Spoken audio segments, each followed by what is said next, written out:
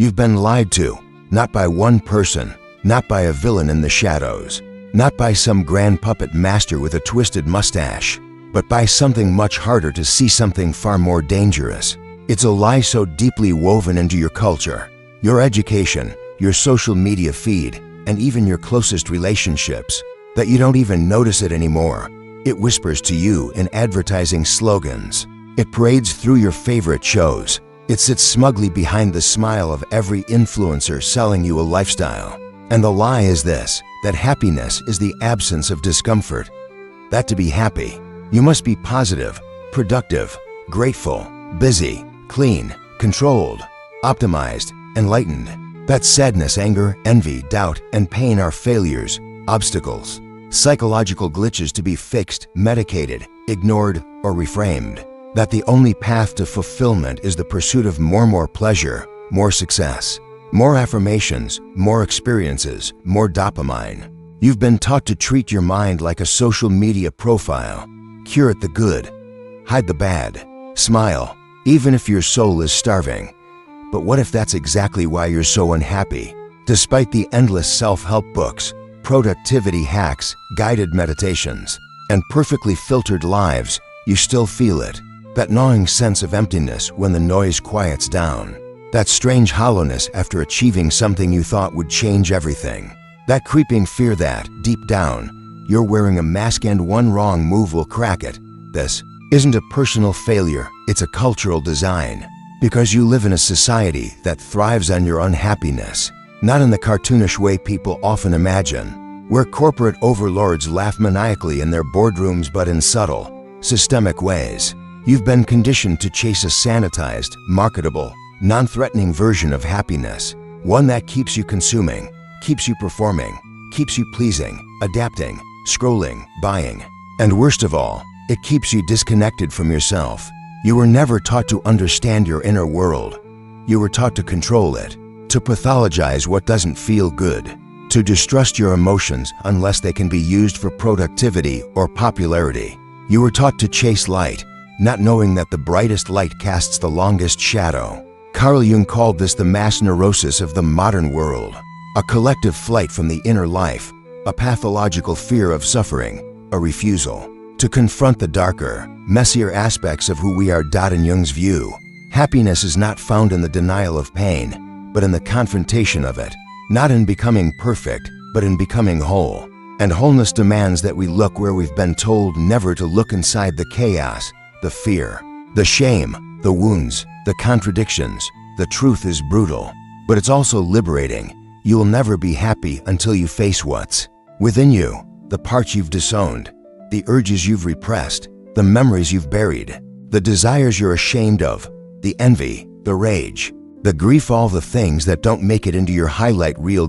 Because happiness real. Happiness is not a constant smile or a final destination. It's the peace that emerges when you stop running from yourself, when you stop fighting your own shadow. But this idea, this Jungian idea, is dangerous. It threatens the entire framework of our externalized society. It tells you that the solution is not out there, but in here, and that terrifies people. It terrifies systems built on compliance, on distraction, on the endless deferral of meaning. So instead, we're offered 1,000 counterfeits: toxic positivity, spiritual bypassing, Instagram therapy, hustle culture, retail therapy, life coaches with too many teeth. And when those fail, we blame ourselves. We think we're broken, that we just haven't optimized hard enough. But Jung would say, you're not broken, you're unfinished. You haven't failed to be happy. You've been misled about what happiness actually is. The ancient Greeks had a word, eudaimonia. It didn't mean pleasure, it meant the flourishing of the soul, a state of being that arises not from constant comfort, but from deep alignment with one's inner truth, from living in accordance with your full self, not just the parts you like or the world approves of. So here's the truth that almost no one wants to hear. Happiness isn't found in addition. It's found in integration, in bringing the rejected parts of yourself back into the fold, in ceasing the war within. But that requires something our modern world is allergic to: introspection, stillness, shadow work, the willingness to suffer not for suffering's sake, but to extract meaning from it. to alchemize it. And that's not easy, it's not pretty, it doesn't look good on camera, but it's real. Because the deeper question is not how can I be happy? It's what am I running from? And what if the thing you've been running from is you? This is where Jung begins to guide us down a path few dare to take. A path not of constant elevation, but of descent into the underworld of the psyche, into the forgotten basement of the soul, into the place where all the answers you seek are hidden under the very emotions. You've been taught to avoid dots, so before we go further, ask yourself, are you willing to stop chasing the fantasy and start facing the truth? Because the next step isn't about adding more light. It's about entering the darkness you've been taught to fear, not to lose yourself in it, but to find the parts of yourself you were forced to leave behind. And that leads us to Carl Jung, the man who walked into madness so others might find meaning, the man who shattered his own psyche to understand yours, the man who dared to say, you will never be happy until you do this. Most people know Carl Jung as a psychologist. Fewer know that he was also a mystic, a philosopher, and, in many ways, a man who walked through the gates of madness and returned with a map of the soul. But before we can understand what Jung discovered, we must first understand what he endured. He began as a prodigy, a brilliant young psychiatrist in Switzerland, precise, methodical, curious.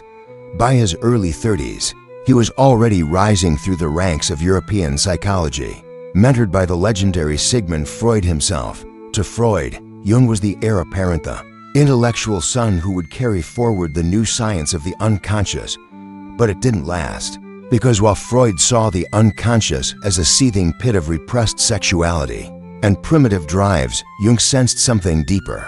He believed the unconscious wasn't just a dumping ground for suppressed urges. It was a vast realm of forgotten knowledge, hidden potential, and archetypal symbols older than civilization itself.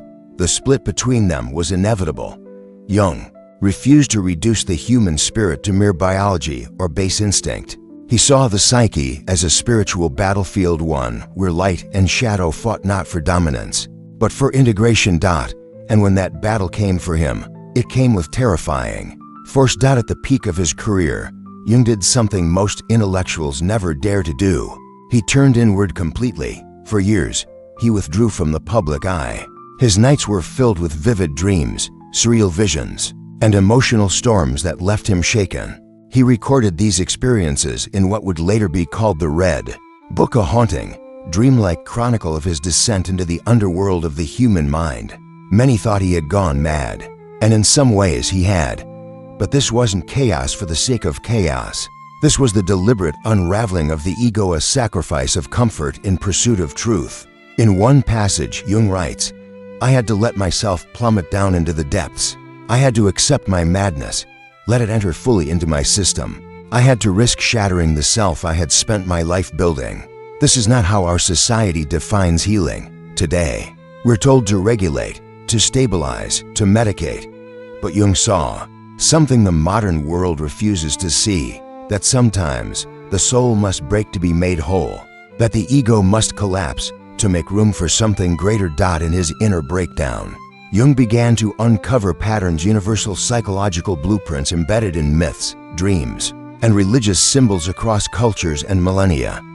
He called these archetypes the hero, the shadow, the wise old man, the anima and animus. These weren't just stories. They were the architecture of the human psyche itself.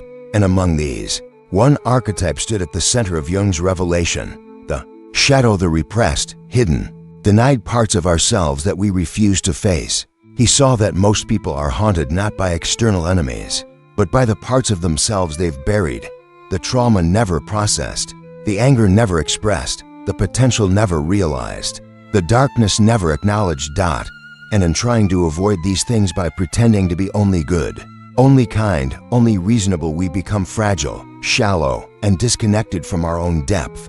Jung's uncomfortable truth was this: what you resist in yourself doesn't go away.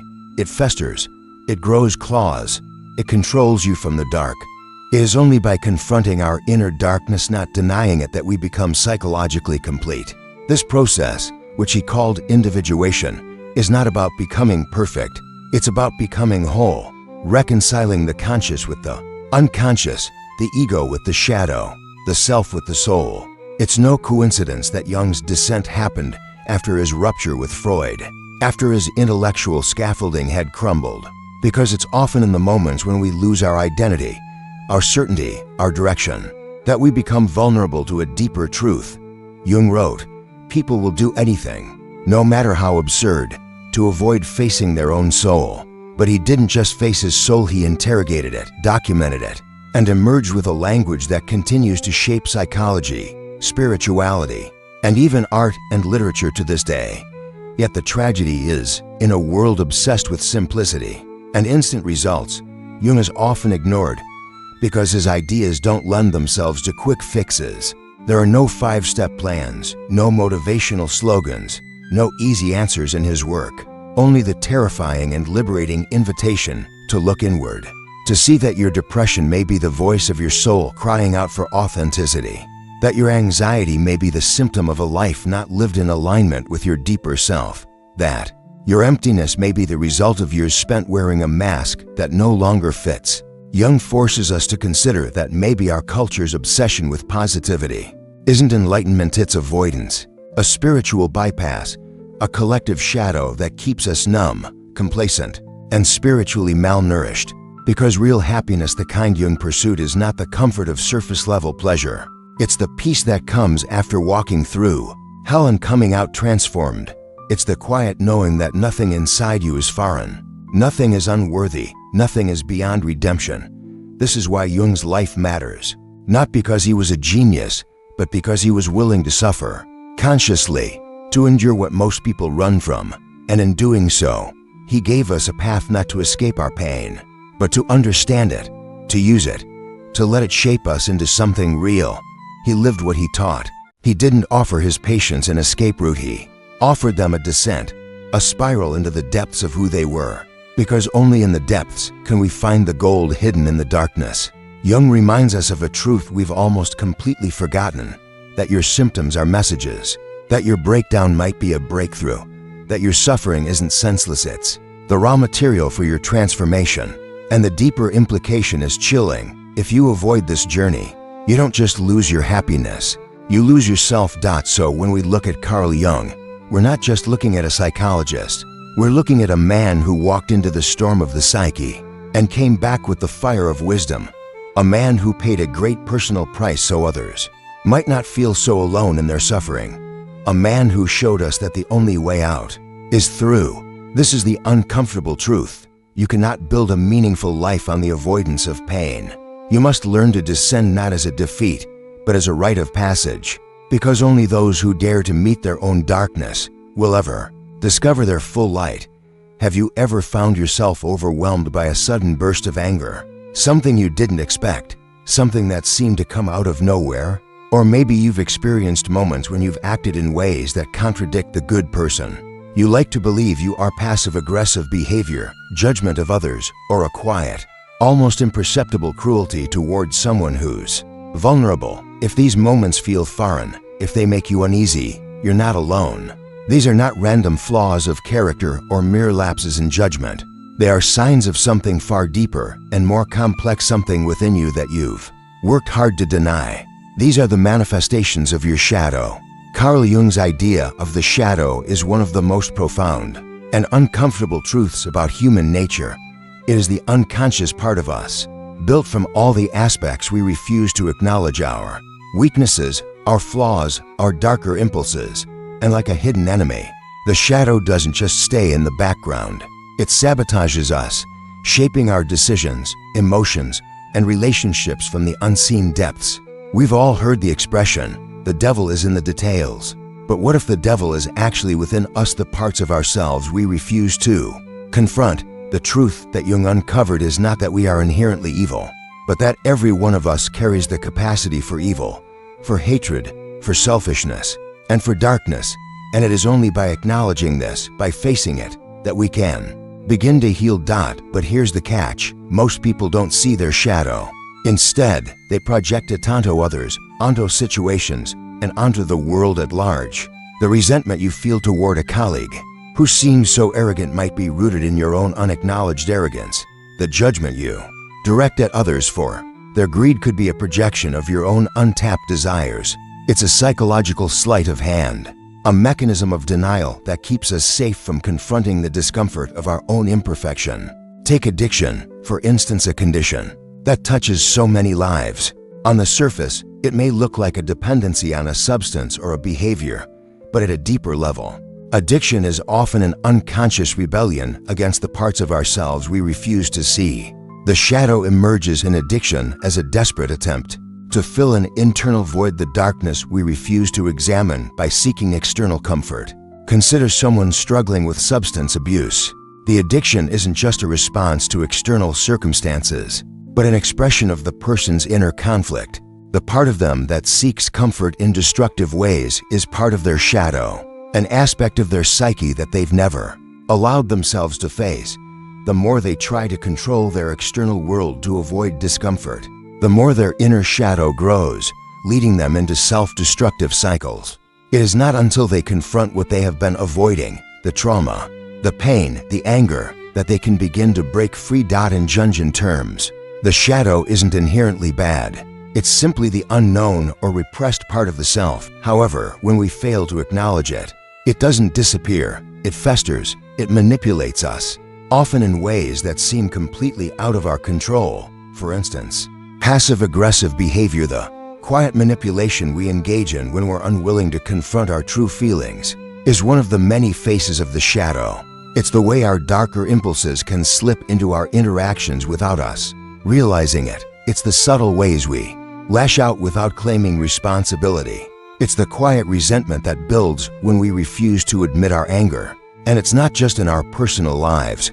We also see this dynamic playing out on the larger stage of politics, culture, and society. We live in a time where many people, especially in the age of social media, wear a carefully crafted public persona, one that is polished, virtuous, and in many ways, fake. The result is an ever-expanding divide between the person we present to the world and the person we really are. This is what Jung saw in modern society, an ongoing suppression of the shadow in favor of maintaining a socially acceptable identity. We often end up suppressing our own genuine reactions, our real, honest emotions, and our authentic responses to the world. The result is a distortion of the self, an ever-growing gap between the persona we present and the truth of who we really are. The more we suppress our shadow, the more it begins to control us from the depths, and we end up living a life of dissonance, one where we're constantly battling between the image we want to project and the reality of our inner turmoil. The shame we feel when we fail to live up to our own ideals, the frustration when we can't keep up the act, and the guilt when our true feelings seep through, all come from the shadow that we refuse to confront. The other side of the shadow is projection. This is when we attribute to others the very qualities we despise in ourselves. We see someone acting out with arrogance, and we become furious, never realizing that deep down, we may hold our own buried arrogance, a part of ourselves we refuse to admit. It's easier to see the flaw in others than to acknowledge it within ourselves, and the more we project, the more entrenched our shadow becomes. But projection is not confined to personal life, it's deeply woven into our collective psyche. Consider the political landscape. People often accuse others of hypocrisy, greed, or corruption without ever looking at the systems that they themselves perpetuate. On the right, left, and everywhere in between, there's a tendency to vilify the other without ever reflecting on our own biases and contradictions. This projection of the shadow onto political opponents, enemies, or other groups serves as a psychological defense mechanism, a way to avoid the discomfort of confronting our own complicity in the very things we condemn. Jung's insight into the shadow presents a chilling paradox. The more we deny these darker aspects of ourselves, the more they control our lives, the more we hide them, the more they sabotage us in ways we don't understand. It's as if our denial of our own darkness is what keeps it alive, festering beneath the surface, creating disillusionment, self-sabotage, and an internal conflict we cannot resolve. But here's the key: by facing the shadow, by acknowledging these repressed parts of ourselves, we gain something far more powerful than comfort. We gain integration. We gain wholeness. The more we are willing to confront the parts of ourselves that we've been avoiding, the more complete we become. And the more we embrace our flaws, the more we can transcend them, turning our weaknesses into sources of strength. The shadow is not something to be feared, it's something to be understood. It is the gateway to deeper self-awareness and, ultimately, to true happiness. Because when we stop hiding from our darkness, we stop being its victim. And in doing so, we can begin to live a life that is truly our own. You can never be free until you face the enemy within. You can never find peace until you accept the parts of yourself that you have long denied. The war is not outside, it's within. And the only way to win is to stop running from the darkness and start embracing it. So, the next time you feel that moment of discomfort, that whisper of anger or jealousy, take a pause. Ask yourself, what part of me is this coming from? What am I refusing to face? Because the answer could be the key to everything you've been searching for. What does it mean to truly be yourself? Not the persona you present to the world, not the mask you wear to fit in, but the raw, unfiltered essence of who you are. To answer this question, Carl Jung offers a path, a journey he called individuation. This isn't some abstract, esoteric notion. It is the very process by which we become whole, by which we integrate all parts of ourselves, the light, the dark, the known, and the unknown. At its core, individuation is the attempt to reconcile the fragmented pieces of our psyche into a cohesive whole. Jung believed that every individual carries within them a unique potential, a true self that can only be realized by embracing all aspects of the unconscious. And yet, paradoxically, it is this very process of becoming whole that is both terrifying and transformative. It is the most human of struggles. To understand individuation fully, we must think of it as a mythic journey, one filled with darkness, trials, and revelations. It is not a path of comfort or convenience. Instead, it is a pilgrimage into the heart of the psyche, a path that demands confronting the deepest fears, the greatest shadows, and the most painful truths we have spent a lifetime avoiding. Imagine this process as a hero's journey, a classic narrative found throughout human culture, one that has resonated with us for millennia. The journey begins with a call to adventure, a moment when life feels incomplete, when something feels missing. This is the first stirring of the unconscious, the voice calling you toward the unknown.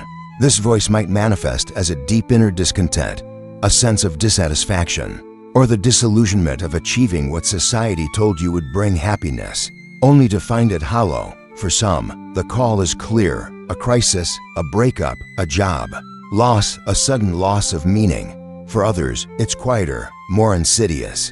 It's the growing sense that something is wrong. Something within you is out of sync, but you can't put your finger on it. This moment of feeling lost is the threshold of individuation, the point at which the hero leaves behind the world they know, crossing into a realm of uncertainty and transformation. The path is neither linear nor predictable. It is a labyrinth, filled with encounters that will challenge the ego and tear apart the comforting illusion of control. This is where the shadow first emerges, not as a vague, distant concept, but as a direct and undeniable presence. In the process of individuation, you are forced to face the parts of yourself that you've long ignored. It's an encounter with your own darkness, your flaws, your weaknesses, your repressed desires. Jung believed that it was in these moments of discomfort, of facing the shadow, that true transformation begins.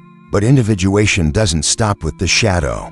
It is a process of constant integration. The hero must also confront the anima and animus, the unconscious feminine and masculine aspects within each of us. These are the archetypes of our inner balance, which we either suppress or fail to integrate into our conscious selves. To fully individuate, you must embrace these aspects of your psyche, both the feminine and the masculine, which have been marginalized or ignored by society's expectations. This journey is not about achieving perfection. It is not about reaching some idealized state of peace or tranquility. Instead, it is about wholeness. Wholeness does not mean the absence of conflict or the removal of suffering. It means the acceptance of all parts of yourself, the acknowledgement that both light and dark coexist within you, and that it is this very tension that creates a balanced and meaningful life. Take, for example, anger. Anger is often demonized in society, labeled as something that must be suppressed or eradicated. Yet Jung saw anger not as a negative force, but as a natural and necessary emotion, a powerful energy that, when properly channeled, can catalyze change. By integrating our anger, by allowing ourselves to fully feel it and understand its source, we can find the clarity we need to take action. Suppressed anger, however, festers. It becomes passive-aggressive. It turns inward, manifesting as self-loathing or resentment toward others. But when we acknowledge our anger, we allow ourselves to use it as a tool for transformation, as a guide to what is wrong and needs to be addressed. Similarly, fear, often regarded as a barrier to growth, can be understood as an ally. Fear can signal to us where our deepest vulnerabilities lie. It points us toward areas of our lives that need attention, that require change, or that we are resisting. The key is not to run from fear, but to engage with it, to explore why we are afraid, and to challenge the stories we've built around our limitations. Fear, like anger, is not a sign of weakness. It is a message from the unconscious, urging us to pay attention, to act, and to move beyond the constraints we've imposed on ourselves. Jung's idea of individuation is also tied to a deep sense of mythic symbolism. As we journey through life, our unconscious mind uses symbols, dreams, synchronicities, and archetypes to communicate with us.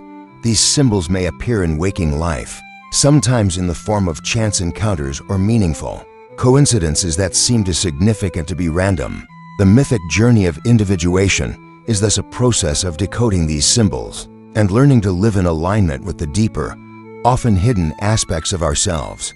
Take the example of a man who has long been haunted by recurring dreams of a dragon. In the dream, the dragon is both terrifying and majestic, representing an untapped power that the man has long ignored.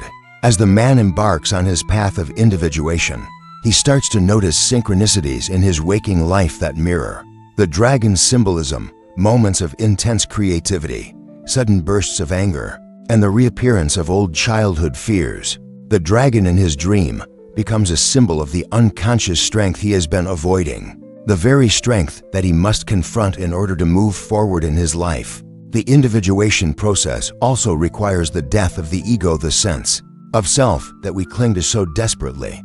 This is one of the most difficult aspects of the journey. The ego, the part of us that identifies with our achievements, our reputation, and our image in the world, must die in order for us to become our true selves. This isn't a literal death, but a symbolic one. It's the death of our attachment to false identities, to the roles we play, to the masks we wear to keep ourselves safe from the pain of vulnerability. Ego death is a profound, transformative experience, one that often feels like losing everything. It is disorienting and unsettling, but it is also the moment of rebirth. It is the moment when you shed the skin of your old self and step into a new phase of being one that is more authentic, more connected to your true nature. The person who emerges from this transformation is not perfect, nor are they free from pain, but they are whole. They have embraced the totality of their being, their light and their shadow, and have integrated these forces into a more unified sense of self. In the end, individuation is a lifelong process. It does not end with a singular moment of enlightenment or a perfect state of peace. It is not an achievement to be attained, but a journey to be lived. It is the continuous unfolding of your true self, the integration of all parts of your being. And it is this journey that leads to the ultimate form of happiness, not a fleeting pleasure, not a shallow sense of peace, but a deep, enduring fulfillment that comes from knowing and accepting yourself as you truly are. This is the paradox of individuation. True happiness is not the absence of suffering or conflict. It is the acceptance of both. It is the realization that peace comes not from avoiding darkness, but from confronting it, understanding it, and learning to live with it. To individuate is to become whole. It is to become the person you were always meant to be. And while the path is difficult and fraught with challenges, it is also the only way to truly find peace, fulfillment, and clarity. It is the ultimate journey, one that calls you to step into the unknown, to face the parts of yourself you've long avoided, and to emerge from the darkness, transformed into the light of your own true self. There's a hidden war within each of us, a battle not fought with weapons or armies, but with the very essence of who we are. A war between the self we present to the world and the self that hides within, buried under layers of defense mechanisms, distractions, and societal conditioning. Most people never fight this battle. Instead, they remain asleep, caught in a perpetual state of fragmentation, where happiness is an illusion, a fleeting mirage that always seems just out of reach. Why is this the case? Why do so many avoid the deep inner work required to truly understand themselves? Why do people shy away from confronting their own shadow, the repressed aspects of their psyche that hold the key to personal growth and authenticity? The answer is as complex as it is disturbing.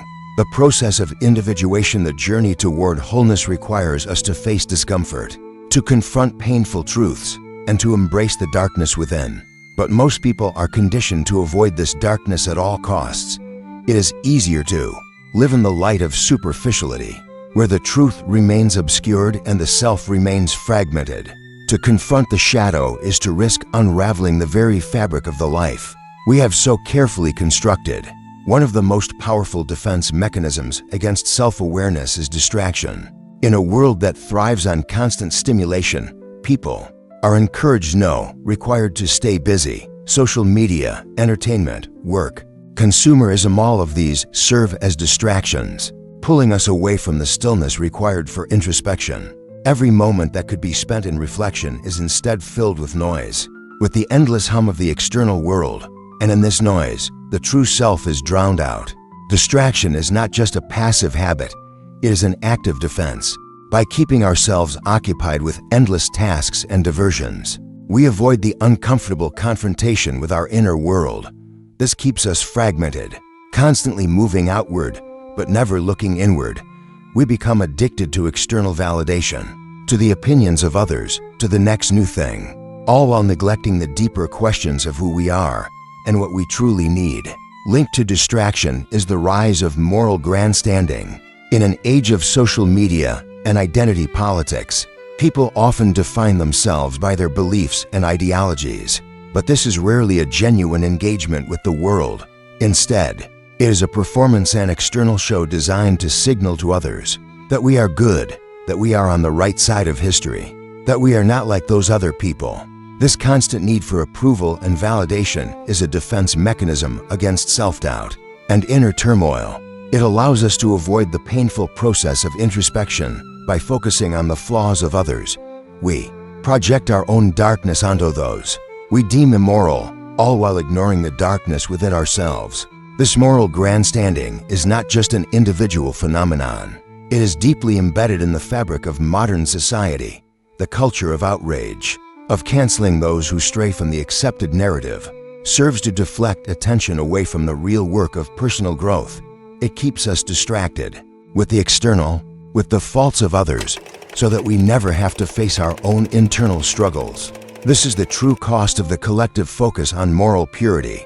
It creates a society of fragmented selves, all projecting their shadows outward while avoiding the difficult journey within. Another defense mechanism is the pervasive sense of victimhood. In a world that constantly tells us we are oppressed, marginalized, or mistreated, it is easy to adopt a victim mentality.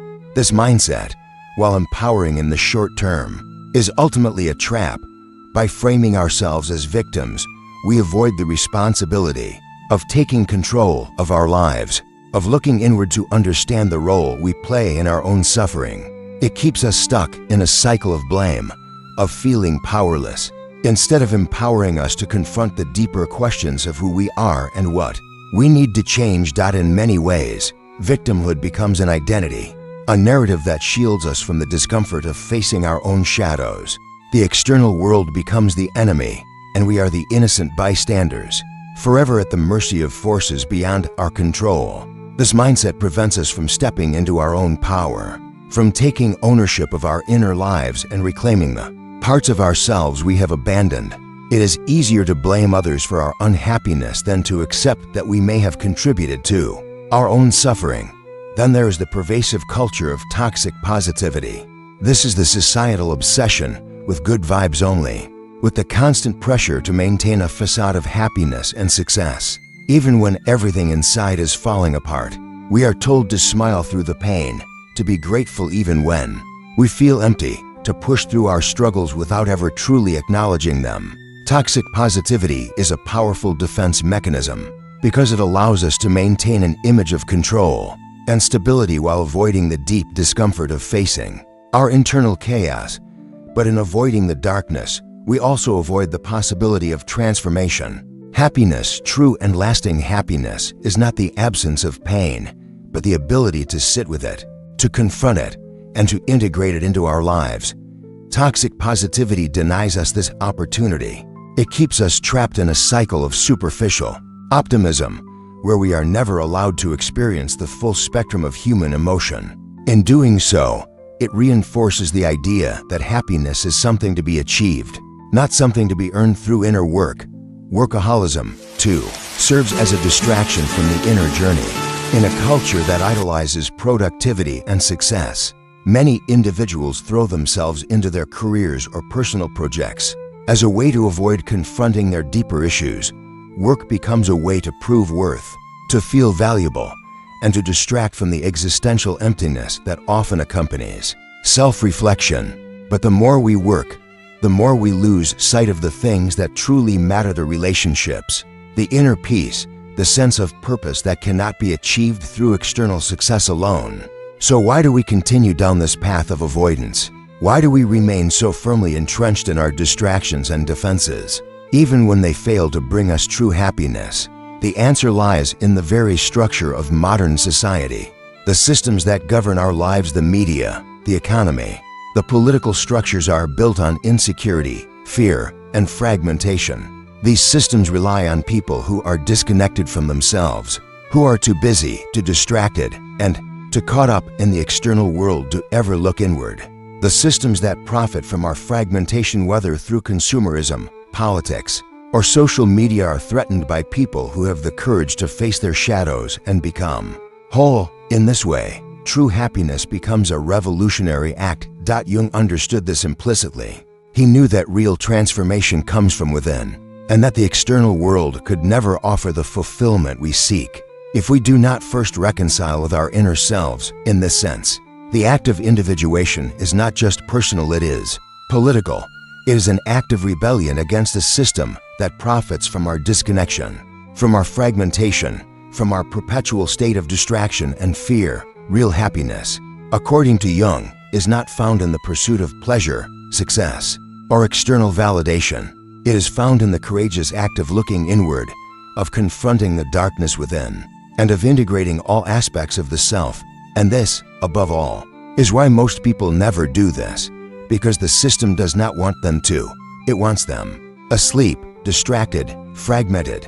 It wants them to stay in a state of illusion, forever chasing a happiness that remains just out of reach. The real question, then, is not why most people never do this, but why you, who are listening to these words, are choosing to. Why you are choosing to step off the beaten path, to confront the discomfort, and to embrace the journey of becoming whole. Because, in doing so, you are not just freeing yourself, you are resisting the very forces that seek to keep you asleep, forever chasing something that is, in the end, an illusion.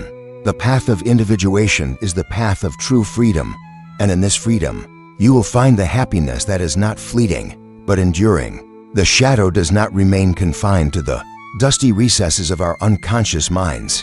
It has a way of making itself known, of seeping into every corner of our lives. Even in the most unexpected places, it lurks behind the most superficial behaviors, behind the masks we wear to navigate a world that demands conformity, perfection, and approval. In today's world, the shadow has found new expressions, ones that we may not recognize as such, ones that appear to be righteous, virtuous, or even politically correct. But beneath the surface, it is still there, operating in the dark, shaping our thoughts, actions, and the very fabric of our society. Social media provides the perfect breeding ground for the shadow to manifest. On the surface, it seems like a platform for connection, for the sharing of ideas and experiences.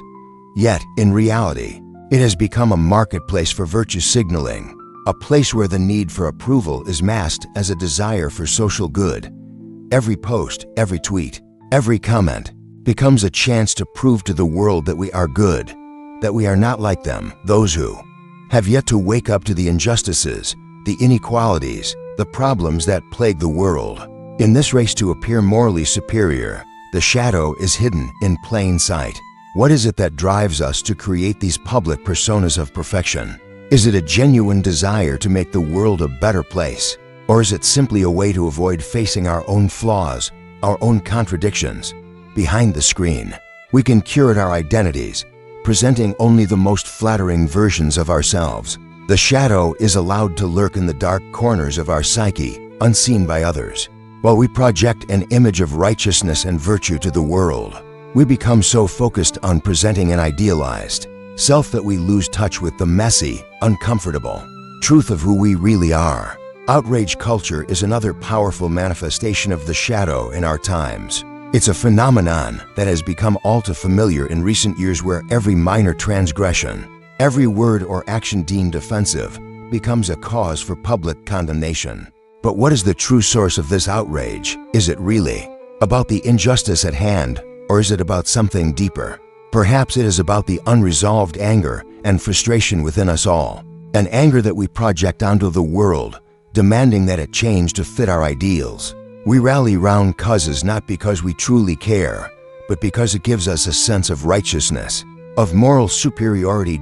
In this culture of outrage, we don't ask ourselves what we are really angry about. Instead, we latch onto the latest scandal, the latest perceived injustice, and use it as a way to vent our own internal frustrations. The shadow, rather than being faced and integrated, is projected onto others, blamed for the things we refuse to acknowledge within ourselves. The more we engage in this cycle of outrage, the more we feed the very forces of division and conflict that we claim to oppose. Cancel culture takes this projection to its most extreme form. It is the ultimate act of moral purification, a means of expelling the bad elements from society, of drawing a clear line between the good and the evil. But at what cost? In our desire to punish others for their perceived wrongs, we fail to ask ourselves, what is it within us that needs to be purged? What part of our own shadow are we trying to deny? And why are we so willing to erase someone else for what we ourselves are unwilling to confront? When we cancel others, we don't just reject their ideas or behaviors, we reject the parts of ourselves that we cannot face. We project our own guilt, shame, and anger onto others, seeing them as the embodiment of everything we fear to confront within our own psyches. But in doing so, we miss the deeper lesson that true moral clarity is not about punishing others for their transgressions, but about facing the parts of ourselves that we are unwilling to acknowledge. This dynamic plays out in politics as well. Political polarization has reached new heights in recent years, with people entrenched in their ideological positions, seeing the other side as not just wrong, but morally corrupt. It is easy to point fingers, to demonize those who disagree with us, to paint them as the enemy. But beneath this political divide lies something more insidious: the projection of our own internal divisions onto the external world. When we dehumanize those who hold different political beliefs, we are not just engaging in an ideological battle, we are engaging in a battle with ourselves. We are unwilling to face the parts of our own minds that are in conflict, the parts that are still searching for meaning and clarity. Instead, we project our doubts, our fears, and our insecurities onto others, seeing them as the source of all that is wrong in the world. In this way, politics becomes a way of avoiding the work of individuation, the process of becoming whole. By reconciling the fragmented parts of ourselves, mass projection, which underpins much of today's culture, is a defense mechanism that allows us to avoid self-reflection. It is far easier to point to others and declare them the problem than to look within and ask why we feel so threatened by their existence. This is the essence of the shadow. It is the part of ourselves that we refuse to accept, and so we project it onto others, believing that they are the source of our suffering. But this projection only reinforces the fragmentation, the disconnection that keeps us from truly understanding ourselves and others. Perhaps the most insidious form of the shadow's presence in modern life is the rise of pseudo-morality. In a world where moral clarity seems to be more elusive than ever, people have increasingly turned to virtue signaling as a way to compensate for their inner conflict. We have become experts at performing morality, at showing the world that we are on the right side of history, that we care about the issues that matter. But this moral posturing is rarely matched by genuine self-examination or action. It is a smokescreen designed to conceal the deep inner conflict that lies beneath. The illusion of moral purity is seductive, but it ultimately leaves us empty. It is easier to claim moral superiority than to confront the difficult truth of our own failings, our own hypocrisy. The more we engage in this superficial form of morality, the further we distance ourselves from the real work of self-awareness and growth. The shadow remains, buried under layers of performative virtue, waiting for the moment when we can no longer deny its existence. In these modern echoes of the shadow, we see the same patterns that have existed for centuries: the projection of internal conflict onto the world, the need to create scapegoats in order to avoid confronting the darkness within. Social media, cancel culture, outrage, and political polarization, all of these are manifestations of the same basic dynamic: the refusal to face the shadow, to integrate it into our lives, and to recognize it for what it is. It is easy to blame the external world for our suffering, to point fingers at others and declare them the problem. But true growth, true happiness, and true peace can only come when we begin to look within. We must recognize that the shadow is not just something out there in the actions of others, it is also something in here, in our own minds, hearts, and souls. The path to self-awareness, to wholeness, requires us to face this truth, to stop projecting our inner conflicts onto the world, and to take radical responsibility for our own emotional and psychological lives. The question is not whether the shadow exists, it is whether we will have the courage to confront it. Will we continue to project it onto others, or will we begin the hard, transformative work of facing it within ourselves? Only by doing so can we break free from the cycle of distraction, division, and disillusionment that dominates our world. Today, only by embracing the shadow can we hope to become truly whole. In our modern world, we have been conditioned to believe that happiness is a simple, clear state, a destination to reach. We are told to chase it, to pursue it, to find it in the external, in success, comfort, or approval. Yet, deep inside, we know something is missing. We feel a gnawing sense of emptiness, a quiet anxiety that lurks beneath the surface. The paradox of our time is that, in avoiding pain and discomfort, we may be pushing away the very thing we need most: true, lasting happiness. The truth is unsettling, yet profound. To be truly happy, we must be willing to descend. We must be willing to confront the darkness within us, the pain, the contradictions, the fears that we have long repressed. Happiness is not the absence of suffering. It is the transformation that comes from embracing it. The mythic structure that echoes through the ages tells us that the hero must first descend into the underworld. Think of the countless mythologies across cultures, stories of death and rebirth, of journeys that lead into the dark abyss before the light can return. From Persephone's descent into Hades to the story of Orpheus, from Dante's journey through hell to the trials of the Buddha, this pattern recurs. The hero must go through darkness to be reborn into wisdom, into a new form of existence. These stories are not mere fantasies. They are symbolic reflections of the universal process of inner transformation. The descent is not a punishment, but a necessary part of the journey. It is in the darkness that the hero finds the light within themselves. So, what does this descent look like? It is not a dramatic, cinematic moment, at least not in the way we often expect. It doesn't come with fanfare or grand gestures. It's more subtle, more intimate. The descent begins when we finally confront the parts of ourselves we've been running from for so long, the anger we've bottled up, the fear we've ignored, the shame we've tried to suppress. These feelings, buried deep in the shadow, begin to surface. They are painful to face. At first, they might feel overwhelming, even unbearable. When we start this journey, we are often met with resistance.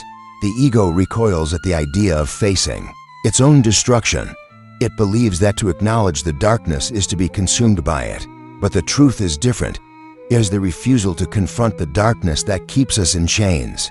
The avoidance of pain leads to greater suffering in the long run, as it keeps us trapped in a cycle of fragmentation and disconnection. Only by descending into the depths of our own psyche, By facing the parts of ourselves we've rejected, we begin the process of healing. This journey into darkness is often accompanied by what we call ego death.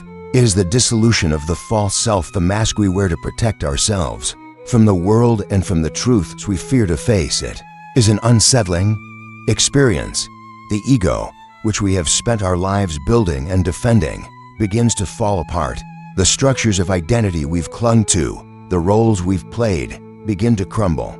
It feels like losing ourselves, and in a sense, we do lose the old version of ourselves, but this loss is not an end. It is a necessary step in the process of rebirth. Ego death is not an annihilation, but a transformation. It is the letting go of who we thought we were so that we can become who we truly are. It is the shedding of the old skin, the birth of something new and authentic. It is, paradoxically, the first step toward freedom. And then there's the pain. Pain is a crucial part of this process. In the journey through darkness, we will undoubtedly encounter suffering, whether emotional, physical, or psychological. The pain may seem pointless, it may feel like a failure, but it is not. Pain is not a sign of weakness or failure. It is the crucible in which we are forged. It is in our deepest pain that we encounter the raw material for transformation. It is the very soil in which the seed of growth can take root.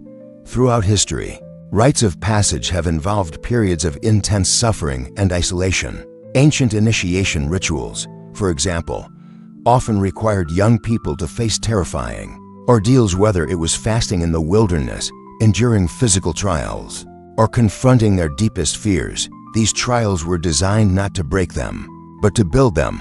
They were an invitation to confront the parts of themselves that had been hidden, to integrate them, and to emerge stronger and wiser. In the modern world, we have lost many of these rituals. There are no grand initiations, no clear markers of personal growth, but the need for them is no less real.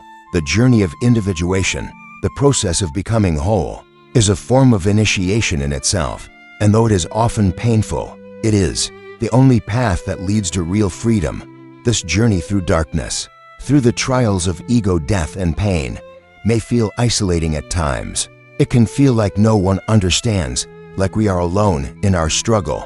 But the truth is, we are all walking this path. The descent is universal. Every person who has ever lived, who has ever sought to become their true self, has had to face the darkness within. And while the path may be solitary, it is not a lonely one. It is the shared experience of all who seek meaning, all who strive for wholeness. There is beauty in the descent. In fact, it is only through the descent that we can truly appreciate the ascent. The darkness gives depth to the light. The pain makes the moments of joy more meaningful. It is only by facing the shadow within that we can step into the fullness of who we are meant to be. So when we find ourselves in the depths, when we feel the weight of despair, when we confront the parts of ourselves that we've long avoided, we must remember this. This is not a sign of failure. This is not a sign that we are lost. This is the beginning of our freedom. The descent is the cure. It is through our willingness to descend, to face the darkest parts of our own souls, that we are made whole. It is in this very darkness that we will find the light clearer, brighter, and more radiant than we could have ever imagined. You've spent your life chasing happiness, haven't you? Like most of us, you've searched for it in the usual places, in success, in others' approval, in comfort, in pleasure. But the deeper you dig, the more it slips through your fingers. You find yourself trapped in the endless cycle of wanting more, but never feeling enough. It's a paradox that haunts us all. The pursuit of happiness becomes the very thing that keeps us from finding it. But here's the truth. You will never be happy until you do this. You will never experience true fulfillment until you confront yourself, every part of yourself, the anger you hide, the guilt you carry, the shame you refuse to acknowledge. These are the parts of you that stand in the way of your happiness. These are the parts of you that you must face, not as enemies, but as essential elements of who you are. Jung's message is clear. Happiness is not a fleeting emotion or an external achievement. It is the byproduct of something far deeper. It is the result of self-confrontation. It comes when you take radical responsibility for your life, when you stop looking outside of yourself for answers and begin the difficult, painful, but ultimately liberating work of integration. You see, happiness is not found in avoiding pain, in pretending to be someone you're not, or in building walls around your emotions. It is found when you are willing to face those things that terrify you most. When you look into the mirror and see all that you have denied within yourself, the dark, the ugly, the rejected parts, and you embrace them as part of your wholeness. It is only through this confrontation that you can transcend the fragmentation of the ego and discover what it means to be truly whole. Think about it.